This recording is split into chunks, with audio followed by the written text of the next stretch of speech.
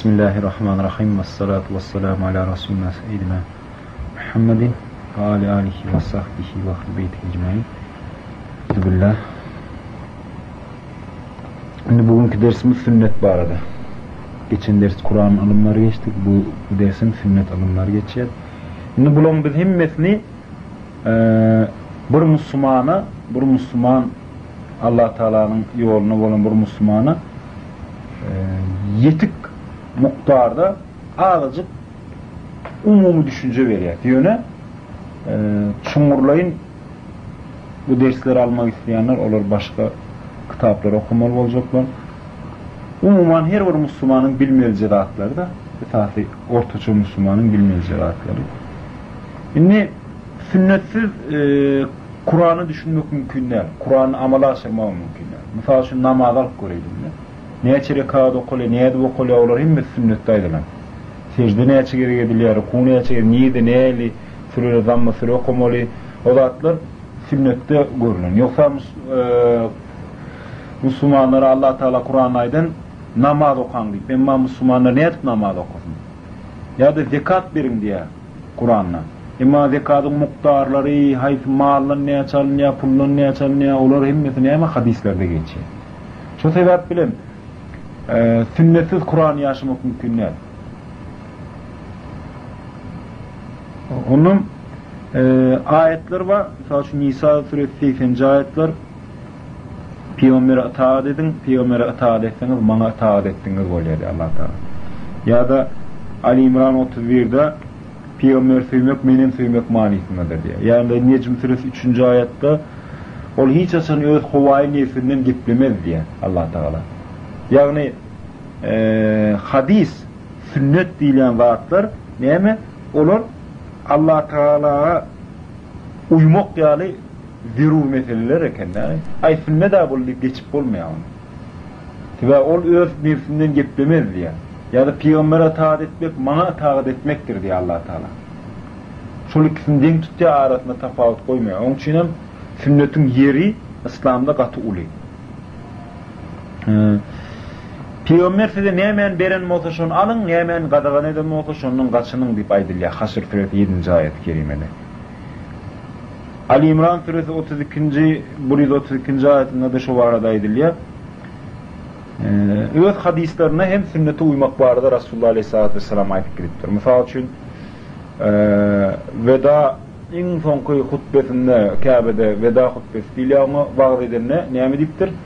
Men size 2 sandat koyuyan, şoları yapıştığınız doğru yolla olursunuz, o da Kur'an ve sünnettir deyip aydı. Ya da kim men sünnetime uysa şu halas olur, şuna menle şu ayetler katı köptür. Men sünnetim bilen yürüyenler halas olacaklardır, men sünnetim bilen yürüyenler Allah Teala mağribet edecektir yali hadisler köp. Şunun için sünneti terk etmek hiç şeyli dursa. Sünneti terk etmek. Mesela için 3 sahabe geliyor, bilyanı da rivayet, bir men hiç esen öğlenecek değil ya, bir ay diye men gece günü namaz okuyacak, bir ay diye men dine ağıl bekleyecek diye aydı. Şuna Resulullah Aleyhisselatü Vesselam şoları kıyırıp koyuveriyor. Siz diye neye mi sünneti uyanlak diye, men öğleniyenim, ağlım bekleyen yönü ağlatacağım ünlemem oluyor, namazım okuyan yönü yatyan vakitlerim oluyor diye aydı. Yani sünneti uyman menden has yukarı olacak olyanım mı deyip olur ağarlaya. Olur diye. Menden üstün mü olacak olyanım mı? Ama Allah'dan en çok korkayan ve Allah'ın en kul tanıyan men, çünkü men sünnetime tabi'in onu deyip aydı. Yine bir sahaban ayalı gelip Resulullah Aleyhisselatü Vesselam aydı, hemen Adem'in geceleri namaz okuyor, günlüğlerim ağzı bekliyor, men gülen işi yok deyip aydınına, onu da ki ayak koyuverir. Dinleyen menden üstün mü olacak olyanım mı? Benim sünnetime uyanlardığına halas olur deyip aydı. Onun için sünneti hiç şeyli terk etmek, hiç şeyli dursa o. Sünneti terk etmek. Mesela için şu an kâr alimler var. Üyülünmeyen öğünü nimedip üyülünmeyen öğünler olur. Dursa olur. Hiç şeyli dursa. Peygamberin sünnetini derza etmek gerek. Her olmayın. Muaz bin Cebel'i Resulullah Aleyhisselatü Vesselam Yemen'e hakim edip iyi verenine, Yemen yurdunu. Sonra ya, ey Muaz, o takbalarında ne emrinin hüküm verecek diye. Kur'an bilen hüküm verecek diye. Kur'an'da bolmasa näme mesele diye sünnet bilen diýýär. O sünnette bolmasa näme bilen hüküm etjek diýeni onda iştigal etjek diýär. Öz fikrim ýöretjek diýär. Ene dogry aýtdyň, arkaň gidip bilersiň ýemeni, men arkaňyň diýip aýdýar Rasulullah. Yani Kur'an'dan soň iň uly çeşme sünnet bolmaly. Kur'an'da ýok bardy, sünnette gözlemeli. Bir welek Rasulullah aleyhissalatu vesselam namaz okandan soň minbere çykyp hutbe beripdir. Kär adamlar men sünnetime uymaýarlar, maňa meňrejek bolmaýarlar, olar kıyamatda helak bolarlar diýip aýdýan nemesem bar. Uymak bu arada. Ömer radıyallahu anh'ın hutbeleri ve hüküm edişlerden sünnete göreydi. O sorayan eken ne adamlardan siz Peygamber şu meselede ne mi diyerdi deyip sorayan eken. Onun şu kıyın olsa da şonu ne diyen eken. Çünkü bunları da yani Ömer, Ebu Bekir, Osman, Ali onya bulanın sünneti berzaya çıkartı güçleken. Yine Ebu Derda deyilen bir sahaba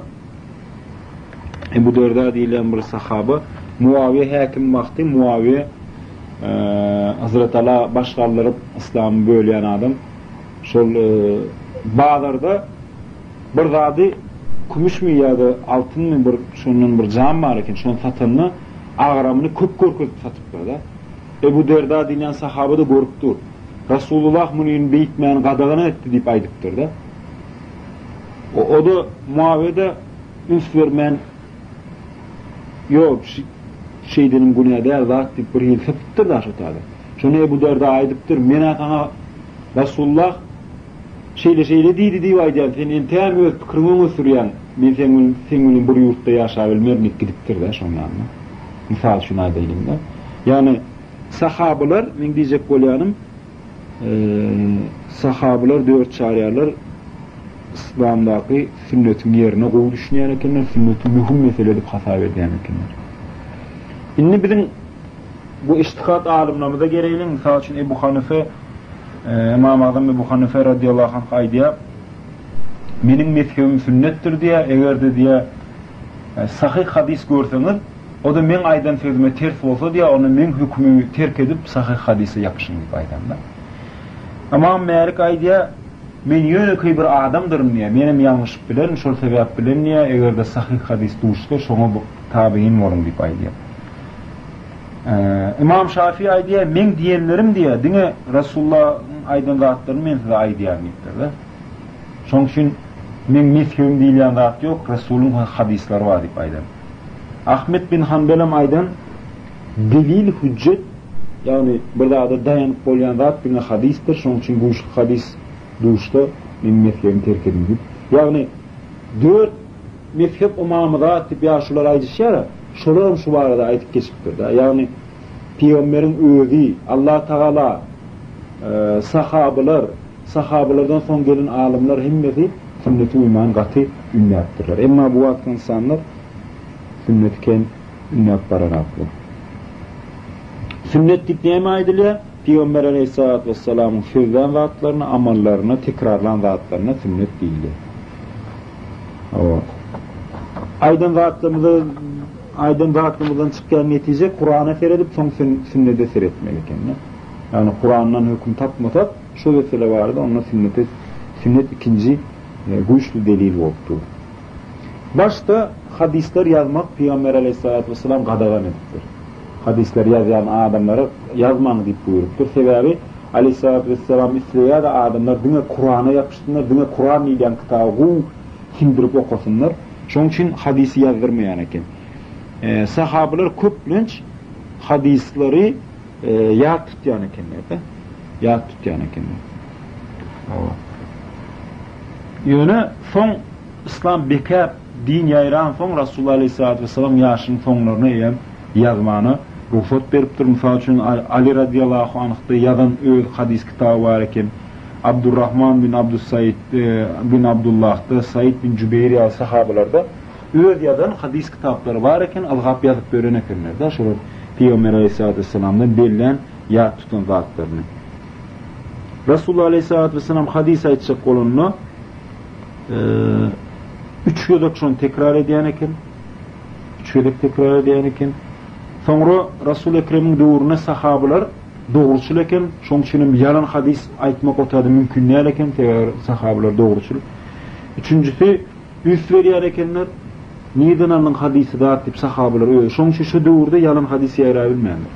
Onun Araplarda gata ajap bir ýatkeşlik bar eken. Başga milletlerde ýok bolan ýatkeşlik şolarda bar eken. Onuň üçin şu döwürde yalan hadis ýara bilmeýänler. Inni hadislerden hüküm çıkarmak meselesine gelemizde. Hüküm çıkarmak meselesini aytıp geçelim. Hadisleri biz dörde bölýär. Umumy, ýöne olar köpe bölýärler, ýöne biz umumy aýdamyzda, umumy jemlejek bolamyzda ýöne biz umumy aýdamyzda, umumy jemlejek bolamyzda dörde bölmek mümkin. Birincisi sahih hadis. Sahih hadis diýmek rivayette, yani rivayet eden adamların zinciri düzgün olmalı ve hadisin şol öz metni, yani teksti düzgün olmalı. İçi. O taada hiç kili Kur'an'ı sünneti tesisat olmalı, rivayet zincirim doğru olmalı. Yani planı ayrıktır, planı şol adamların ağırat, doğruçul takva adamlar olmalı. Mesela için Bukhari, Müslim ýalyk alimler ol oynaşıp beren, gülüşüp beren sahabadan hiçesin sahabe olaýtyn şol hadis almaýan ekenler. Agrat takwa bilen özüni belleden, dogruçullyk bilen özüni halkyň arasyna adalan şolardan alýan ekenler hadisi. Onuň üçin sahih hadis diýip şu rivayet edenlerim düzgün bolmaly.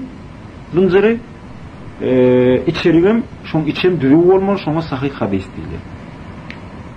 Sahihlaryň içinde mursellik diýär. Özünün içinde bölünýär da sahih hadis. Mursel diýmek rivayet zincirine sahaba ýok. Yani sahaba rivayet etmeýänlerde öňü ýok da ýygy bar rivayet edenler. Şaz hadisler var. Şaz hadis diýmek bir hadis aýdylan sahih ol.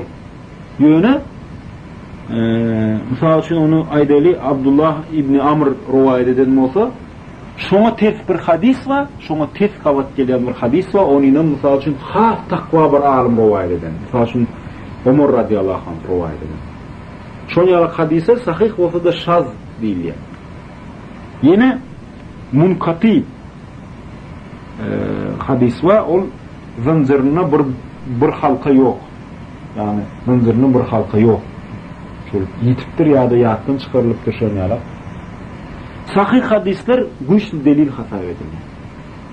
Tebe olur alimler tarafından bu saylanıp, bu nimeden geçirilip son kabul edilen hadisler. Şoň üçin sahih hadisler ilferk görün. Bir sahih hadis Buhari'de var, Müslim'de de var, Tirmizi'de de var, İbn Mace'de de var, Ahmet bin Hanbel'de de var. Hemmetine birden madır şu hadis. Mümkün başka rivayetçiler, her birine başka sahabe rivayet edýänler, aýtyp berýänler şu hadisi, ýöne şu hadis hemmetine bar. Ne oň sahihlygy hem şu taýdan görnüpdi. Hasan hadis ikincisi. Hasan hadis mümtaz üçin hasan hadisden içinde gözel hadis diýmekdir, erwetdäl hadis diýmek. Hasan hadisden içinde rivayetçileri, rivayet edenler ýatkeş däl, takwa ýöne ýatkeş däl, misal üçin. O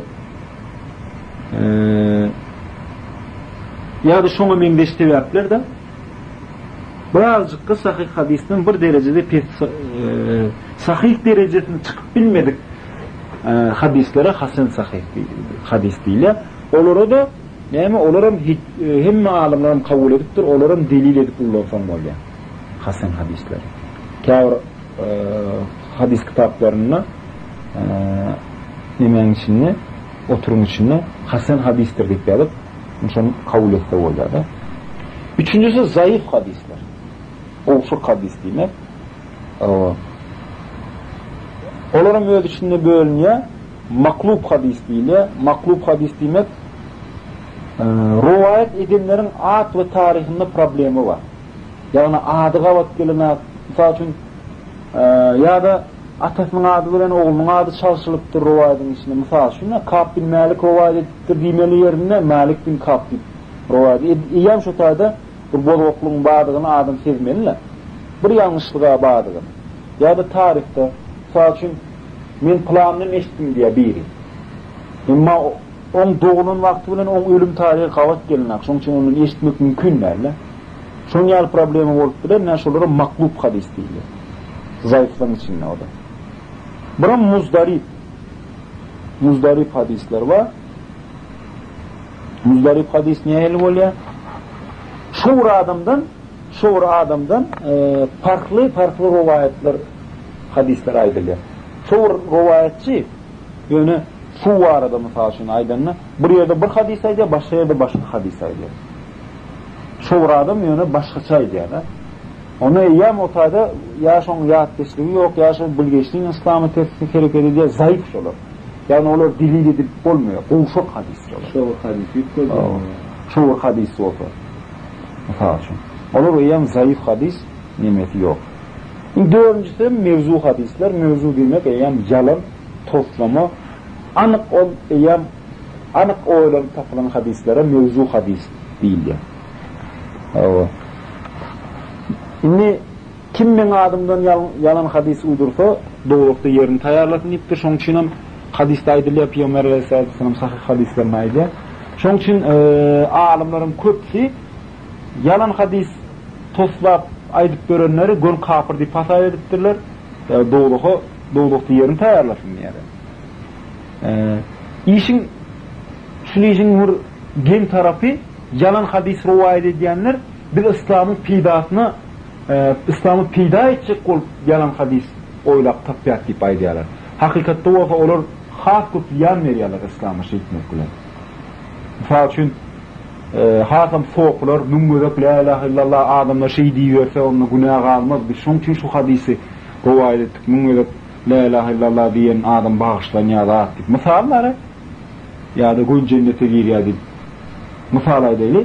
Indi şolar näme üçin biz o İslamyň haýryny diýip aýdýarlar olar. Emma İslamyň haýrdygyny Allah haky ýaxşy bilýär. Allah'ın diýenjesi bilen Peýgamberiň diýeni bilen ýöreberseňiz İslamyň haýrlysı şol. Özüňden bir zat goşsaň ýa İslam zaýalanýar. Adamdan İslamy bolan ömemi gaçýar. Ve İslam şeýle zaýalanyp gidýär. Hawa. Yalan hadisi rivayet etmek, mevzu hadis rivayet etmek, meclislerde aýdyşmak, şonu Müslüman cemaatinin içine yayratmak kulli haram. Hatta bilip dursun sen şoň mevzu hadisdir. Yani aytıp görsen de ne şeyle hadis var eken, şeyle hadis var eken, o haram sana da günah ýöreýär tabi. Olary bir ýerde okanan bolsaň mevzudyny bildiň şoň yalan hadisdir. Ýaşyrmaly, hiç kime aýtmaly, ýaratmajak bolmaly. Hatta sen var şu mevzu hadis şu diýip aýtsam, käbir meclisdekiler eşitmeýän galbylar. Ona o da ýaýradar ýörer, bilýän? Gaýtym şeytana kömekçi bolar. Şoň şu aýtmalylar. Aýtmasaň ýaşy, ýaýratmasaň ýaşy şu hadisler. Indi yalan hadisler näil tanamaly? Şu arada da gaýtgaçyk aýdyp geçelim. Yalan hadisler şeýle tanasan bolar. Birincisi özleri boyun alsa. Adamlar. Käbir adamlar tutulanyna boyun alýan ekenler-de. Hawa men siziň araňyzda 14 insan yalan hadis ýaýratdym ýa-da men planşy hadis ýaýratdym ýa-da men bilgeçliň şu hadisleri oýrap tapdym. İslam mesleğini käbirler boyun alýar. Hawa mysal üçin bir adam aýdan Yasin suretini okuduğun şeyle savaba, mülkü, tebarek suretini okuduğun şeyle şunu ya her şeyin fazileti vardı hadis uyduruptur. Toplap tapıptır da. Yani o süreler köp okulsun, ihlaslı okulsun bitmem demettim deyip aydiyar. Hemen misal için boyun alınan bir iş olur. Ya da başka bir alim aydiyar, Peygamberin hutbasını, bir hutbasını men oylap düzdüm deyip aydiyar. Misal için özümden oylap aydiyar deyir. On yalak yağdayı bolup biliyor. İkincisi, açaçan görünüp duran hadiseler bolup biliyor. Açaçan gözü görünüp dur da yalanlık. Misal için vakti gavat gelenak, yeri gavat gelenak, şerti gavat gelenak, Misal üçün şeyle hadis var da Şafii cemaatinin alimleri aydiya ya da İmam Azam'ın cemaatinin alimleri aydiya İmam Şafii dip bir adam dörer diye. Peygamberimiz hadis aydıptır. İmam Şafii İbn İdris dip bir adam dörer. Şol adam ümmetinin içinde en şerli adam olar, şonu uymanı deyip aytıp geçti deyip. Mesela öz mezhebinin arkasına alıp yalan hadis takviliye de adamlarla. Ya da bir hadis var, kim elini kaldırıp şey deyip namaz okusa, hiç sen şol adam cennete girmez deyip hadis aydıyalar. İmam Adam'ın mezhebine adamların oylap tapyan hadislerini taşır. İmam Şafii'nin nemeleri şonu yalaktap, onun alimleri düşünmeyen, sahih olmayan alimler şunu yalaktap tapıttırlar. Mesela için İspanya'da kurulan İslam devleti var. Endülüs devleti şu devirlerde. Doğalı Şafii mezhebindeki. Şunun için İmam Azam'ın mezhebindeki Müslümanları şu tarzda azap edip ilerleyen ekenler. Mesela şunları indi erkecek. Yani iki taraflıyım olup bile oluyor. İmam Azam değil, onu böyle düşünmeliler. Ondan yine var gözü görünüp duran zat ansatlık, sadalık, yani hadisin içindeki bir neye eyleydin size? Ansat amala köp sogap beriliyor misal üçün. Ya da bir alim aytışına göre sahih hadis tanımak katı ansattır diye. Kalın yaktılanıp gider diye sahih hadis teşteninde. Ama yalan hadis teşteninde bir hile karanlıktır diye bilen, düşünmeyen başka gaylar arıyorsun diye aydiya. Müslümanın kalbim sonunu tanıp biliyor. Yani Müslümanın kalbine layık gelmez diye aydiya da. Müslümanın kalbine layık gelmez diye aydiya. Oluk tozun kan. Kur'an ve sahih sünneti terf oluşu. Kâvir hadisler var. Kur'an'ı terf oldu. Kur'an'a hüküm, açık hükümü terf oldu. Ya da sahih sünneti terf oldu. Olaram gün terk edilmeli, yalanlığı bilinip durdu. Açıkçan yanlışlık bolup bilir. Misal için rivayet edenler bir görmedik. Bir Fransız ile yaşan bir ama men ondan eşittim diye baydı ya. Ya da bir hadis aydı ya. Peygamber doğruna şeyle zat boldu diye. Şonu yine köp adam görmediler şoladı. Köp adam görmeli bol bir adam görüyor şonu. Gen zatı yan görüyor. Misal şu ayın yarılmağı hadis ası. Şunu hadis rivayet edenler az ya da. Ama şunun hakikat köp adam görmeli gen zatı. Onu her sahabe şunun şu hadis bileymenle aydaymenle şu hadis rivayet edeymen bol az şolar. Yani şunun qoşuqluğunu delil şolar. Ya da misal için aydalı İran'dan dayanyan muta nikahı. Muta. Yani 3 günlük nikah. 5 günlük. Birce sahabe rivayet ediyor şunu. Birce sahabe rivayet ediyor. İbn Abbas ve Muhakkak Ahmal'la. O da Fivuş vaktinde şunu yalı pitva beriliptir. Hakikat Resulullah Aleyhisselatü Vesselam dövrüne tevavi erkekler olur adarlaya niyeçil fivuşta verip görülür. Şunu yalı pitva veriliptir. Yönetin Allah Teala kadağın ediyor şunu. Resulullah Aleyhisselatü Vesselam'ın sahabeler aydıp kadağın ediyor şunu haramlığın aydıya. Yöne şu yekize rivayet eden sahabı var o fivuşta verip görülür. Eşitmeyendir şunu hükmünle. Onun Resul-i Ekrem Aleyhisselatü Vesselam'ın bar bir kuluğuna geliyor da şu sahabı şey dik görünmüyordu şunu ya pitva verip gördük. Onu çağırtıyor şundan. Medine çağırtıyordan aydiya şunu. Onun hükmü yatırılı diye aydiya. Ha yatırılı mı? Onu benim o hadisi rivayet edecekler benim tövbe ettim deyip aydiya da ol adam. Yöne şu tövbe etmeye ön aydan hadisleri var. Şunu delil tutup şu adam misal için Şay mezhebi şunu delil tutup mutanikan dürk görüyor. Şayna men mesele var, bolgok mezhepleri var, şoları görüyor da. Ağara düşünen alim adamlar, Hümeyni olsun beylik, Hamenei olsun beylik, Rafsanzan, onları kabul etmiyor onun zayıftırın, bilip dururlar da. Ama mutanikahı dürfü olsa şu an, hemmi sahabeler ederdim şunu, üyerlerim rivayet edip giderdiler. Hükman bize ağlar da ol miras, aydılıp aydılıplar. Yani ama bize gelmeyenler de şu. Bir yana bir kâti yerde eşitiliyor, o da şu.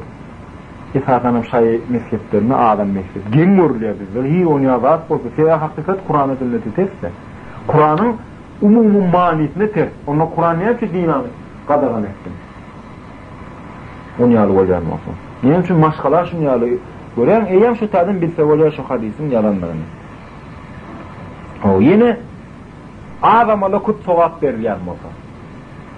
Kim plan salavat aýtdy, 100 şehidin sowaby wada hadisler ne şolar akla laýyk däl, ýem bilse bolýar da şoň yalanlaryny. Şol kim nemede aýtdy riwayetde Hayta aqul Ebu Bekir mi, Ali mi, Haysi nemede aýtdy ýem şoň yalanlary ortada da. Onu aýdyp nemede alar. O yine rivayeti mengdeş, erkekler mengdeş hadisler. Ay Kur'an salavat aýtdyň, suwun ýüzünden ýürek geçdi bolýar ýa-da şoňa mengdeş nemeler bar.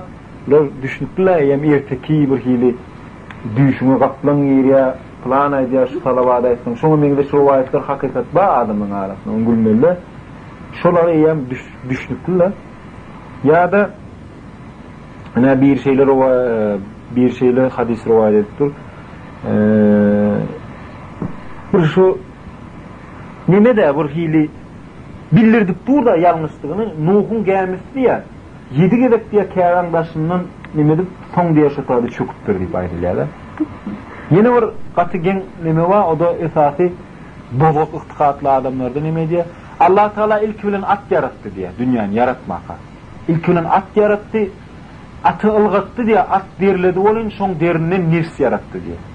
Yani son yalak sonu mengdeş hadisler var da bir direkt zatlar da solonun etika mengdeş bir hili mistika mengdeş zatlar da yani ol çağlar korkulmak için gica edilen zatları mengdeş bu zatları inanıp durmalılar. Bunun hiç asli nimeti yok. Günçülün nimetigini yalan hadisligini bilmeli. Şimdi men aýtsak bolýan zadım İslam alimlerim